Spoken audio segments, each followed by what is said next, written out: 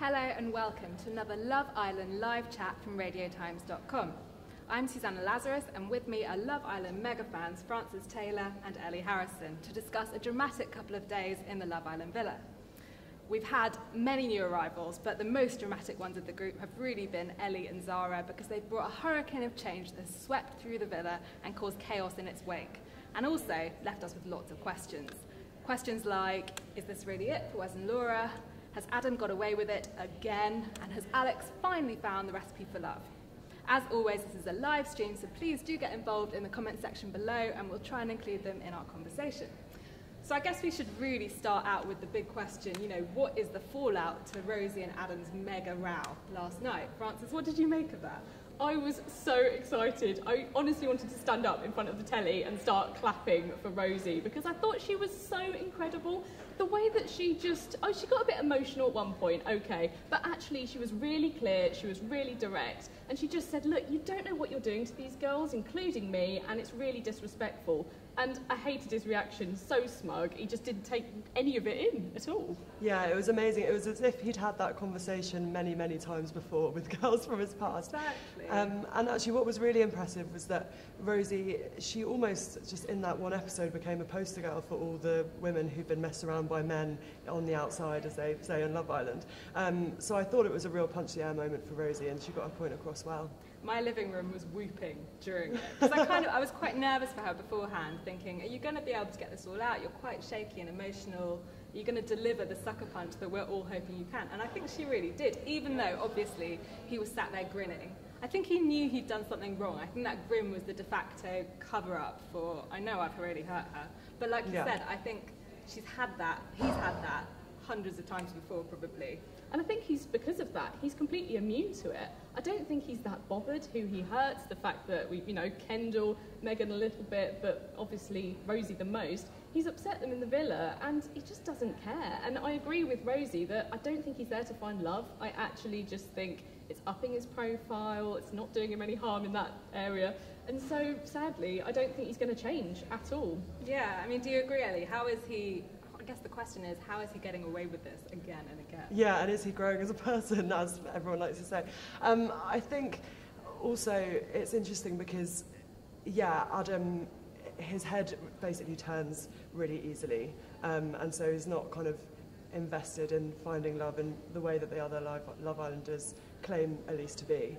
I think, to be honest, I can see this just happening again and again throughout the series, and I'm just excited for a bombshell to enter and to say, I'm not going to go for Adam, I'm not going to give him the satisfaction of this, and actually just turn the tables a little bit, turn them round, and not kind of fall into his lair. This is the problem, though. This is why he's getting away with it, is because actually, girls like Zara, she has seen the show beforehand. She knows what he's like. And actually, when he's trying to put it on her, as it were, she's not telling him where to go. She's going, oh, I really like Adam. Yeah, and no actually, consequences. That's the problem, no consequences. And we saw it a little bit with Megan, when she walked in, she didn't pick Adam, and you saw how it frustrated him. And so it was a little glimpse of that, yes, air punch, someone hasn't picked Adam moment. But what I think is also frustrating is that he's, based on that compatibility survey, actually supposedly on paper, literally on paper this time, good for these girls, but then he's just not. He's got some attributes that work and some that clearly mess with them. I have issues with that survey, though, in that, all the girls going in there, talking to them before they all went in as well, all they said was tall, dark and handsome, and he ticks those boxes more than any of the other boys in there. He's 6'5", he's irritatingly handsome. Irritatingly handsome is a perfect description, exactly. What did Niall call him? Abs McGee. Abs McGee, yeah. my favourite Never line. trust a man with 12 abs. Words of Niall, which I think we should all stand by. This episode also sees a dramatic development in that Rosie goes and talks to Zara about the situation. They've very much not spent any time in each other's company up till now, and she confronts her. We touched upon it just now, but do you think Zara is being an idiot here? A little bit, actually, and only because she's seen the show. That's the thing. I would completely be on her side if she was quite a new girl in terms of, she's in week 1 and they're kept on lockdown so they don't know what's going on, and she walked in there completely oblivious and yet she fell for Adam. I'd go, okay, I'm on your side. But actually, no, she's seen what he's done, and the fact that she's still going for it, I've kind of got no sympathy, to be honest. Also, I think the way it's been done has been quite bullshit. I think we'll see in tonight's episode that Rosie says, you know, I'm a level-headed girl. Maybe if you'd come and just said to me, listen, I'm interested in Adam. No, you've been together for 10 days.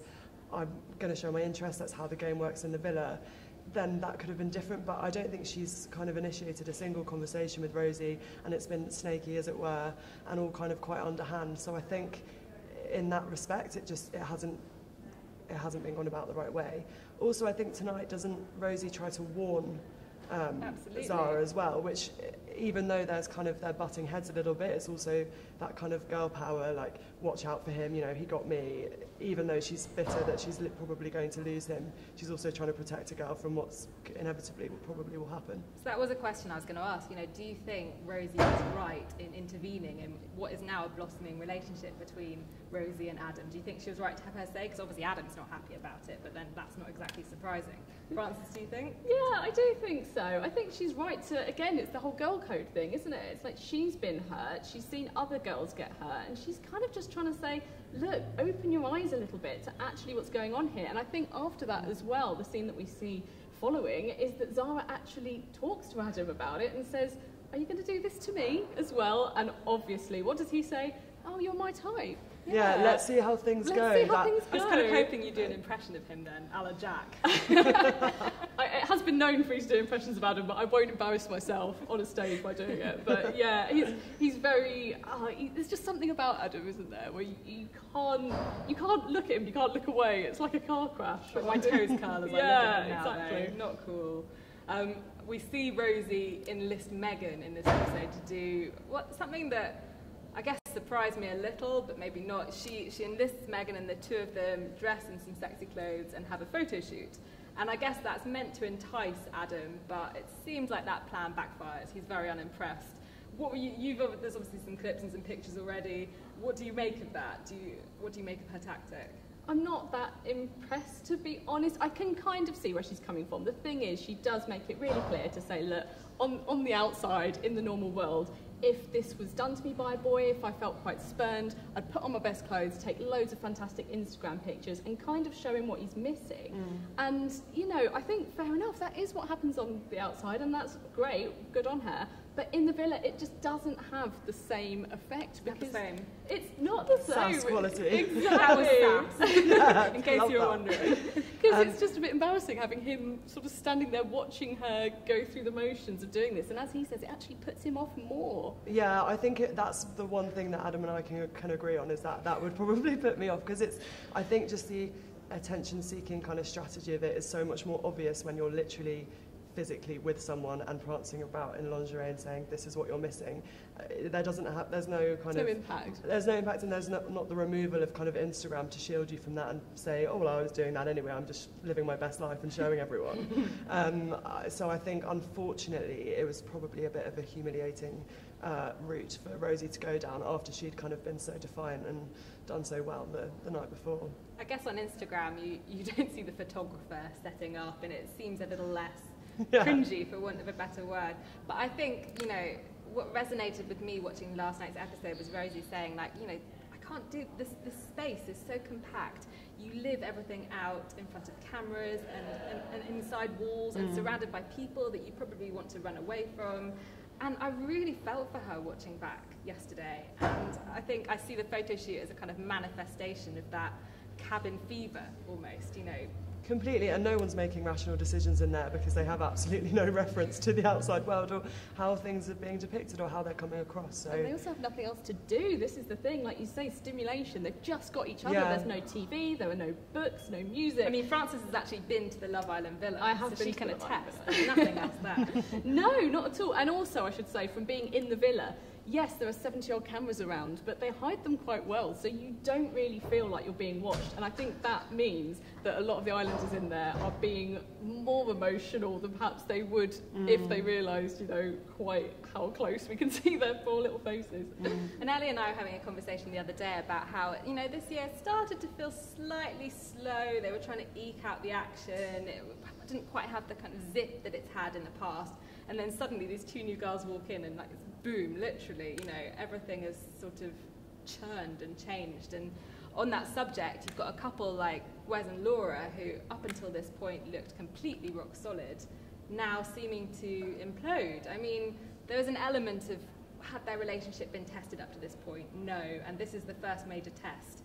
Do you think they're actually compatible, Frances? No, I don't. And I kind of said this from the start, that when they first got together, I wasn't really feeling it. And my thoughts were, right, as soon as someone who's more his type walks into the villa, it'll descend.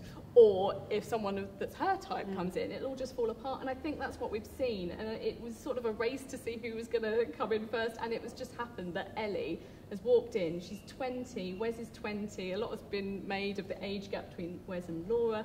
And I just think that, yeah, they're probably at the same stage of life. They're probably a bit more compatible. And I can see Wes and Laura just continuing to implode, continuing to go from bad to worse, and actually becoming beyond repair.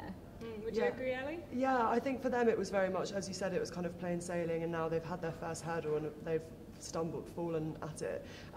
You know, the other really strong couple was Jack and Danny, and they had their kind of problematic phase early on when Danny was worried because Jack might have had a history of cheating. You know, but we really saw them overcome that, and it was kind of a blip on an otherwise very gentle sea, just to continue that analogy to its very end. But yeah, unfortunately for Wes and Laura, it hasn't happened that way. And also it seems that even when they're arguing about it, there's a complete kind of miscommunication. They can't, when they're talking, they're going round in circles, and Wes isn't understanding why Laura's upset. And I think if you can't, you know, understand the conflict and resolve it quickly, then you're losing everything that you have in common. I think as well, you know, we saw her really early on in that date say, look, I'm looking for marriage and I want a family. And he, you know, he didn't crack at all. He was like, yeah, okay, fine. Yeah. But I still think that I'm not sure that's his true feelings, and he is still a really young guy, and perhaps that's not actually what he's after all. I would say that a trend of this series in particular is that a lot of the boys are using the phrase, we're not boyfriend and girlfriend, you know, what loyalty do I really have to you because we haven't put a label on it? We've seen Adam do that, and Wes makes the same statement tonight with Laura. You know, we're not in a relationship, I'm free to look at other women, which is justified to an extent, but he's really, well, they're both hurting the feelings of the girls that they were involved in before. So my question is, do you think that's okay? Obviously it's a game and they have a right to, you know, look around and see who is best matched to them, but ultimately by using that get out of jail free card, they're really hurting the people around them. And it is a get out of jail free card, absolutely. I mean, I do think it's really interesting to watch, isn't it? You're right, the boys have been so adamant in saying, we're not together, we're not together. And I think if you're in a couple like, well, obviously Alex and Samira, they are very much friendship goals, as I keep saying, you know, they're really in that friendship couple. But then you start to go down the scale a bit of, you know, you have other couples like, I don't know, Megan and Yael, where you go, are they like really into each other? I'm not too sure. And if they started to look elsewhere, I don't think anyone would be that surprised. But then, you know, down, you get to the likes of Wes and Laura and Danny and Jack, who've been coupled up since day one, had some really intimate, nice talks and moments, and you go, well, you're not boyfriend and girlfriend, but actually you're quite far down that road to getting to that point. And to, you know, like Laura says, really, you know, we spent 2 weeks together to just suddenly ditch me. It seems a bit harsh, really. Yeah, also I think lots of viewers kind of say, oh, you know, you've only, with Rosie and Adam, like they've only really been hanging out for 10 days. It's kind of ridiculous to develop feelings that quickly, but I know that speaking to everyone who's left the villa so far, they just say Love Island is a complete time warp. You know, 2 hours feels like 2 weeks. So that is why, you know, relationships develop more quickly there. However, it's interesting because obviously the rules that apply on the outside world to dating and seeing each other and being exclusive, etc., they don't apply inside the villa. But I think the key is to be as genuine with your feelings to someone as early on as possible. I.e., don't promise the world to them if you know that it's a game. I think if you kind of keep your mind open and you're, you know, and you don't get people's hopes up, then it is all right if your eye wanders later on. Don't tell someone you're falling for them. Well, No. Exactly, that's the example. I think of it, yeah. that's what's happened with Rosie and Adam in terms of we don't see, you know, they film 24 hours a day in there. We get 1 hour every night to see what goes on. And from some of the things Rosie said of chats she's had with Adam that perhaps we haven't seen on screen, he has been quite forthcoming, apparently, in saying, you know, I have got feelings for you and I can see this going somewhere. And so in cases like that, it seems even more harsh to just suddenly ditch her for the next new girl that walks in. Yeah, exactly. When there's that deception and the person you're with doesn't even realise that you're being disgenuine, I think that's, the issue. Exactly. I mean, in happier news, Alex tonight, things seem to progress even further with Ellie. I think I'm really looking forward to this. He has a little gaggle. Jack and Danny and Adam all rally round him and give him a little pep talk on, you know, how to date. Because he may be a doctor, he may be able to save someone's life, but does he really know how to kiss? Jack thinks not. If you had to give one piece of advice to Alex, what would it be? Oh, my gut feeling is don't go on Love Island because it'll make you feel rubbish and actually there's nothing wrong with you, but it's too late for that. I would just say, like, don't come on too strong in the way that he is with these girls, because it is just any new girl that walks in, he's suddenly like, this is my wife, we're going in for the pounce, and he just seems so anxious all the time and so nervous. And go take a chill pill, honestly, calm down. Yeah, Alex, he obviously has his wingmen around him, multiple. I think my advice would be to him would be, don't follow Adam's advice. Excellent advice. I think in life that's pretty decent advice. Yeah. And we've seen all the boys rally round, and a question that we've asked in the office is actually a question that we've got coming live from Sarah Faraday on Facebook. Why are all the boys helping Alex, but Samira gets mugged off? And I know Frances has actually written about this, so you seem like the perfect person to answer. What's going on? I don't know. I think there's a real disconnect this year between the boys and the girls. As in, the boys seem to really be quite tight, actually. Yeah, they've had disagreements, but we've seen them come together afterwards, and they'll all sit around and have a chat, even if a couple of days ago we've seen them having a bit of fisticuffs. And there doesn't seem to be that same camaraderie at the moment with the girls. They just seem a bit more all out for themselves. So obviously, when we had the news that Ellie and Zara were coming into the villa the other day, you know, they all were going, "Way, Alex, way!" Like, really excited for him, and he was running off to get ready. And yet, when we had the new boys, Josh and Charlie, come in last week, we had the girls spying on them from the top of the terrace and everything, and it wasn't the same reaction for Samira. It wasn't like, right, let's get your hair done, let's put the makeup on. It was just like, oh, he's fit, oh, let's go and talk to them. And there just wasn't that same friendship, I think. I think that's really missing with the girls this year, and it's a big shame. I totally agree. I feel like Samira sits there and churns out great advice to her friends, and no one really seems to pause and think, hold on, she's not had any of this so far. And she seems really great. I actually really like Samira in the house this year. And again, like, from talking to them before they went in, she was actually one of my favourites. Like, from doing the interviews, she's really funny, really, like, quick-witted. And we haven't really seen that come out so far. I think she hasn't been having the same screen time as some of the other girls, which is a huge shame, because she's a really fantastic Islander, and we're just not seeing enough of her. Yeah, and not only is she supporting the other girls, but she's also kind of constantly giving Alex a leg up and saying, it's okay, you know, you do you, knowing that if he meets a girl, that she'll be at risk of having to leave the island. And it was a shame, because I think it was a few nights ago, or maybe even last night, Josh confronted Samira saying, oh, you know, I don't think that you really have Alex's best interests at heart, you know, just because, you know, you don't have anyone, along those lines. And Samira kind of, you could see how unfair she found the exchange, and it was, you know, why shouldn't she look out for herself? And not that even maybe was what was happening, but you could see she was thinking, hang on, like, will someone root for me? And I think the fact that maybe the girls in the villa haven't been rooting for her, that's also had an impact on the public, also kind of forgetting the Samira cause, apart from, you know, the person, for example, you quoted on Twitter saying, what about Samira? Team Samira. We'll keep championing her. She will find love. And we should mention that there was I totally agree with you on the point with the girls and their solidarity. There was a very sweet moment last night where Georgia crawled into bed with Rosie and slept with her, and I just thought that was actually lovely. I think Georgia's maybe been a bit misjudged, and she had her friends back in that moment, which was really nice. Yeah, I agree. I think they focused too much on the fact that all the girls going, oh, she's really annoying, she's really loud, and it's like, she just loves life. She's just really happy to be there. And, I'd be bombing in that swimming pool. I think we all would, yeah. Great way to wake up every morning, why not? But yeah, no, she obviously, her heart's in the right place. Yeah, she's kind of a bit extrovert and out there, but to be honest, it makes for much more entertaining television. And yeah, also she was there for her when her friend needed her. So I think she won over quite a lot of viewers with that move as well. Totally. Well, that's everything we had to discuss ahead of tonight's episode. As always, keep checking back on radiotimes.com for all your Love Island coverage, and do definitely have your say in the comments box below. What do you think of Wes and Laura? What do you make of Adam? Is Ellie actually going to pick Alex? Fingers crossed, or maybe not. Great to see you, and goodbye.